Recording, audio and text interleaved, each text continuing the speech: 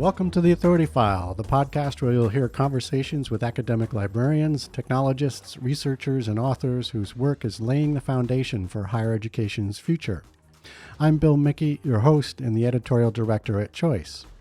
If you're new to the Authority File, you can listen to and find previous episodes on all of the major podcast platforms, including Apple Podcasts, Google Play, Stitcher, and on our website, choice360.org.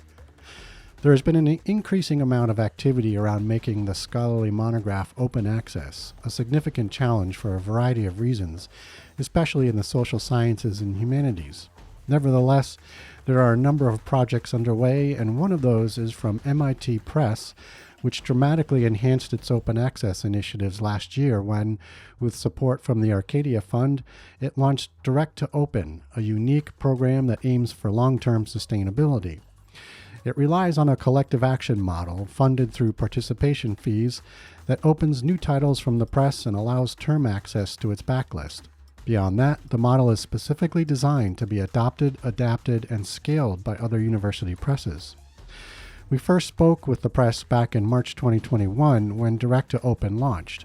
For a great primer on how the program was conceived, we invite you to listen to episodes 182 through 185. Here, we are joined once again by Emily Farrell, Library Partnerships and Sales Lead at MIT Press. We're also welcoming Curtis Brundy, Associate University Librarian at Iowa State University. And in this series, brought to you with support from MIT Press, Emily and Curtis update us on Direct to Open's progress and what they've learned along the way. In this final episode of this four-part series, we look ahead at what's next for the Direct to Open model, the importance of consortial deals and open access, and advice for academic libraries that want to move beyond traditional collection development practices.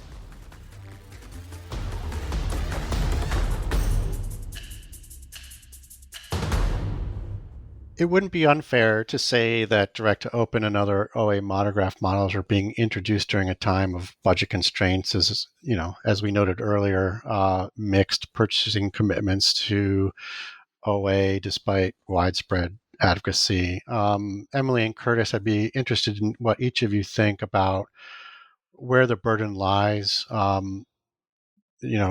chicken or egg kind of thing, with the publisher to create the models and offer the product, or with the purchasers to put some intention behind their demand. And Curtis, why don't we start with you? I would say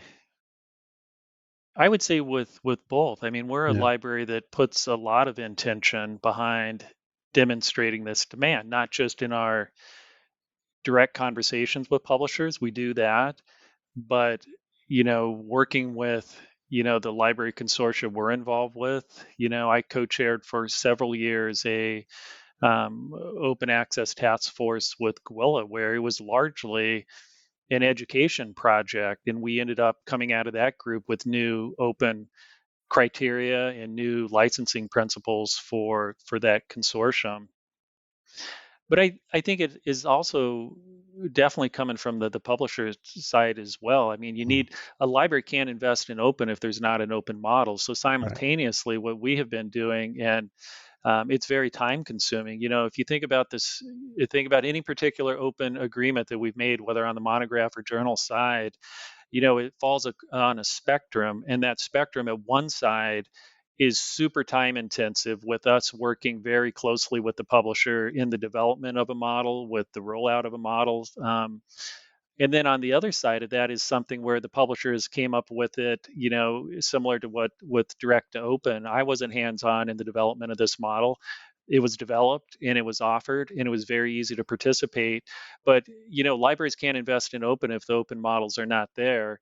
So to me, these things are just kind of evolving naturally together. But for my part, I still see a very important role in prodding, in advocating, in helping, in this idea that these are partnerships between publishers and libraries and making this happen. And if it's a partnership, then we both have to be there. We both have to be at the table and in the collaboration for it to actually progress and move forward. Yeah, and I get the sense, Curtis, when you say prodding, you're prodding the publishers, but you're also probably prodding your colleagues across the profession as well. Yeah, all of the above. I was just sitting here thinking, it was like, well, I can think of about 3 other really interesting topics for your podcast that if these are collection librarians that listen to these, like there's a whole bunch of information we could share out with them, other important discussion to have. But yeah, and it's done in a I don't feel like Iowa State has the answer for any of this, and we're certainly not alone. But, change is hard. Like universities are really big, complicated institutions, and so are research libraries. And so sometimes change takes time. And I have colleagues who work at research libraries where the collection budget is split out across many different subject disciplines. And so you've got a whole group of internal stakeholders that you have to bring to the table and get agreement on if you're going to do anything. And then there are universities like mine where those decisions are a little easier to make and collection decisions are a little more centralized. But we all need to move along together, whatever our local circumstances might be. Right. Emily, what are your thoughts?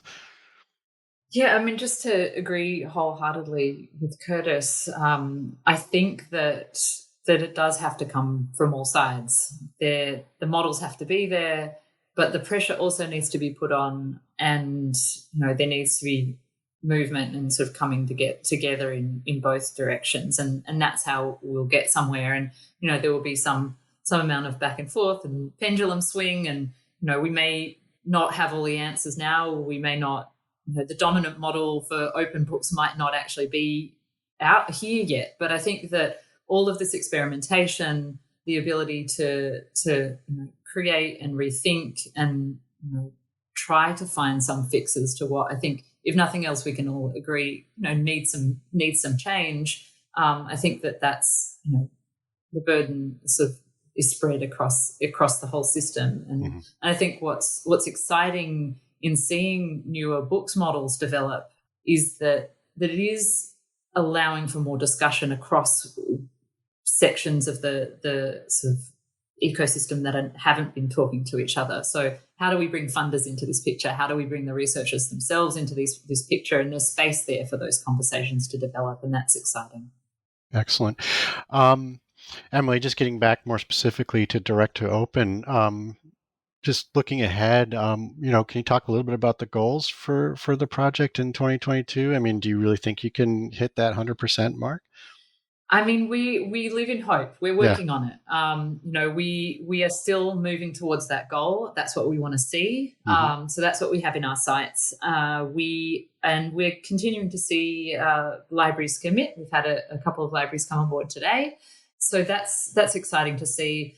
So we're certainly aiming for it. The other thing to say is that if we don't reach 100% this year, all is not lost. And that's the idea of the model, really.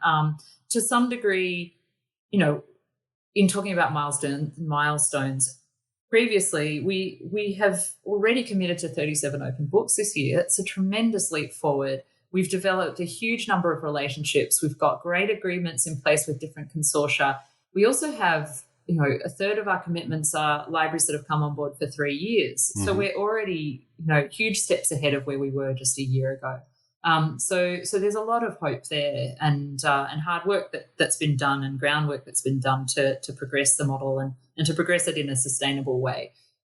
And I think also it's not necessarily, it's certainly not the end of things if the model doesn't work for the second half of this year. It just says to the community of libraries, we do need you to come and support this thing. Yep. And we can't do it without you. So, hopefully that's also something of a call to action. If we don't make it to that 100% this year, that it's a call to action to the library community to say, look, we're serious about this. Come join us and make this thing work. We really do need your partnership to do it. So. Right.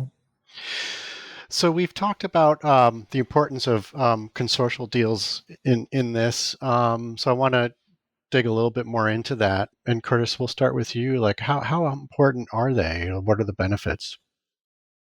I think having, these types of offers come through the different consortia we work with helps us scale. Back to that idea of a spectrum of effort that we have to put into making these different open access agreements.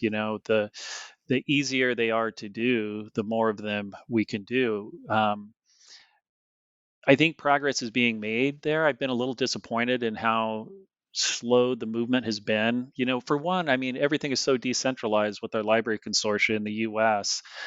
In a library like Iowa State, we participate in Gwilla, we participate in Lyrasis, we participate in the Iowa Academic Alliance, and there's probably a couple more. So from where we sit, it's already a complicated environment, and then to try and move and forward in each of these different groups that we work with and get them to a point where they're actively soliciting these types of offers and putting them out to the member libraries. It's been slow progress, but I feel like progress is accelerating. And for our library to be successful in transitioning this previous paywalled spend to open access, it's imperative that the library consortia do more of this and start bringing more of these offers to the library. Mm-hmm. And I know that in order to reach, before I was at Iowa State, I was the library director at a small liberal arts college. And at a place like that, there was no bandwidth to engage directly with publishers. It was almost all coming through, I mean, we worked with the big vendors who had lots of sales staff, right? So ProQuest and EBSCOhost, but like Emily would not have had time to chat me up when I worked at Wartburg, Wartburg College here in Iowa. So I think also is a way to extend the reach down across, these various types of institutions. The consortia are going to be critical to this. Yeah, that's a great point. Emily, what do you think? Exactly the same. I mean, it's for us too, as a, MIT Press is a larger university press, but we only have a few staff that is dedicated. There's really two of us doing this outreach. And so consortia have been absolutely crucial to making this work. And so many institutions have come on board through their consortia in different ways. Some of those have been all in deals we've worked on. Some of those, it's just a matter of the ease of having a central license. Licensing back and forth, working through license agreements can take such a tremendous amount of time when it has to go back and forth through the university legal team, and then it has to go through our university legal team. So getting past that hurdle really does make a tremendous difference for libraries of all sizes. So there's the scale. There's the scale issue for us as well. And then I also think from the publisher side, there's a real trust piece there too, where we know that when we're working together with a consortia, they have the trust of their membership.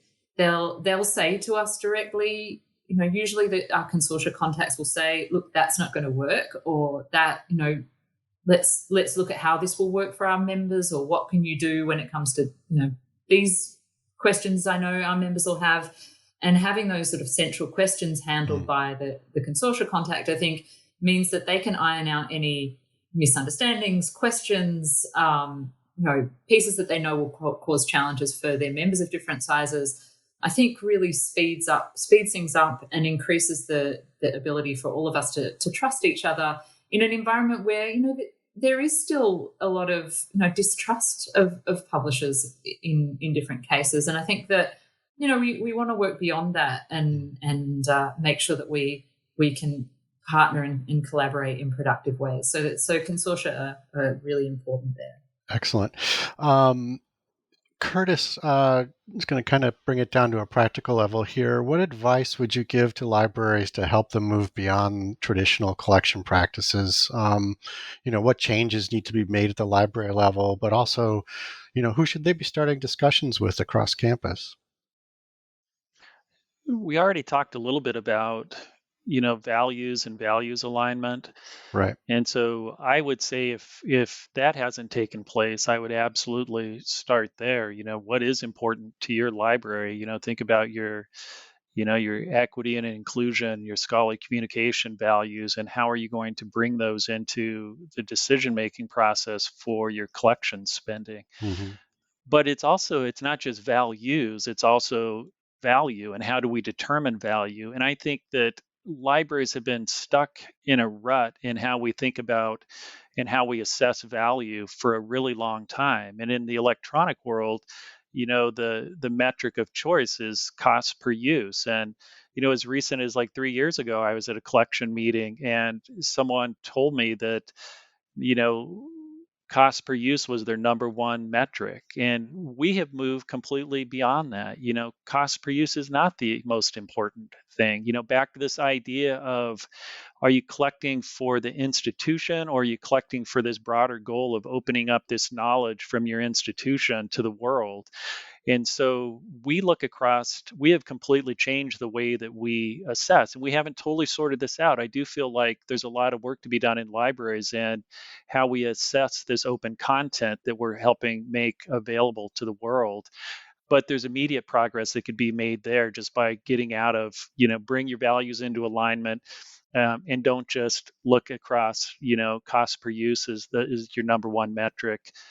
And then, of course, stakeholder engagement on campus is huge. A lot of the stuff that we have done, it started with my core collection team, then it's gone out to our broader scholarly communication collections team, it's gone to library administration, it's gone to our faculty advisory board. Our journal negotiation principles that we put out about 3 years ago, I presented those to the full faculty senate at Iowa State, and it prioritizes pursuing open access, financial sustainability, and transparency. And they were unanimously endorsed by our full faculty senate. So if you're not having conversations on your campus about these sorts of things, get out the front door of the library and go talk with your folks, because what we have found is that people are really excited about this, and they understand when they're applying for NSF grants now, social impact is a big part of that. If people are not reading your work, if you're not making your work available, you're minimizing your impact. And I think there's a lot of angles under the umbrella of just like open scholarship, open science, where we can talk about what we're doing in the library that our researchers and administrators on campus really understand. And I think that's really fun. It's fun to go out and have conversations with people on campus when they see that we're helping them do the things that they want to do. And that's what we have found with all of our open work that we've started doing. Excellent. Okay, great. Well, Emily and Curtis, that's all we have time for. Thank you so much for joining us on the program. Thanks so much, Bill. And thanks, Curtis, for a great conversation.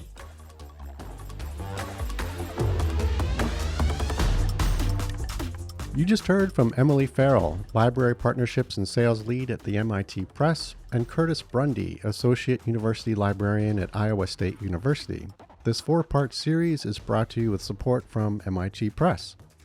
As always, sponsorship and advertising for the Authority File podcast are handled by Choice's advertising manager, Pam Marino, and all of our episodes are produced and edited by Choice's digital media producer, Sabrina Kofer. That's all for this week. Thanks for joining us.